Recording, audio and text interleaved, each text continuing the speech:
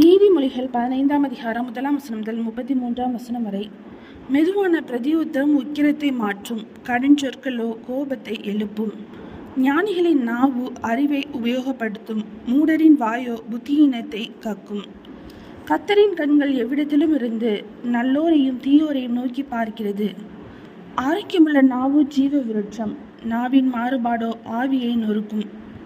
மூடன் தன் தகப்பன் புத்தியை அலட்சியம் பண்ணுகிறான், கடிந்து கொள்ளுதலை கவனித்து நடக்கிறவனோ விவேகி. நீதிமானுடைய வீட்டில் அதிக பொக்கிஷம் உண்டு, துன்மார்க்கருடைய வருமானத்திலோ துன்பம் உண்டு. ஞானிகளின் உதடுகள் அறிவை இறைக்கும், மூடரின் இருதயமோ அப்படியல்ல. துன்மார்க்கருடைய பலி கர்த்தருக்கு அருவருப்பானது, செம்மையானவர்களின் ஜெபமோ அவருக்கு பிரியம். துன்மார்க்கருடைய வழி கர்த்தருக்கு அருவருப்பானது, நீதியை பின்பற்றுகிறவனையோ அவர் நேசிக்கிறார். வழியை விட்டு விலகிறவனுக்கு புத்திமதி விசனமாய் இருக்கும், கடிந்து கொள்ளுதலை வெறுக்கிறவன் சாவான். பாதாளமும் அழிவும் கர்த்தரின் பார்வைக்கு பிரத்யட்சமாய் இருக்க, மனுபுத்திரருடைய இருதயம் அதிக பிரத்யட்சமாய் இருக்கும் அல்லவோ. பரியாசக்காரன் தன்னை கடிந்து கொள்கிறவனை நேசியான், ஞானவான்களிடத்தில் போகவும் மாட்டான். மனமகிழ்ச்சி முகமலர்ச்சியை தரும், மனோ துக்கத்தினாலே ஆவி முறிந்து போம். புத்திமானுடைய மனம் அறிவை தேடும், மூடரின் வாயோ மதியினத்தை மேயும். சிறுமைப்பட்டவனுடைய நாட்கள் எல்லாம் தீங்குள்ளவைகள், மன ரம்யமோ நித்திய விருந்து.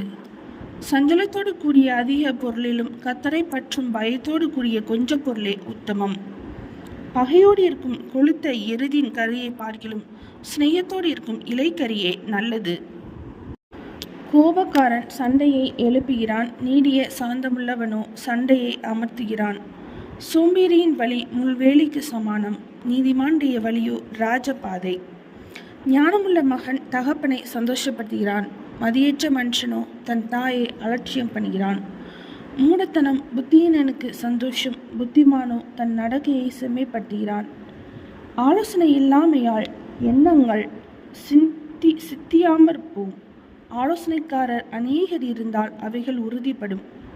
மனுஷனுக்கு தன் வாய்மொழியினால் மகிழ்ச்சி உண்டாகும், ஏற்ற காலத்தில் சொன்ன வார்த்தை எவ்வளவு நல்லது. கீழான பாதாளத்தை விட்டு விலகும்படி விவேகிக்கு ஜீவ வழியானது உன்னதத்தை நோக்கும் வழியாம். அகங்காரியின் வீட்டை கர்த்தர் பிடுங்கி போடுவார், விதவையின் எல்லையையோ நிலைப்படுத்துவார். துன்மார்க்கருடைய நினைவுகள் கர்த்தருக்கு அருவருப்பானவைகள், சுத்தவான்களுடைய வார்த்தைகளோ இன்பமானவைகள். பொருளாசைக்காரன் தன் வீட்டை கலைக்கிறான், பரிதானங்களை வெறுக்கிறவனோ பிழைப்பான்.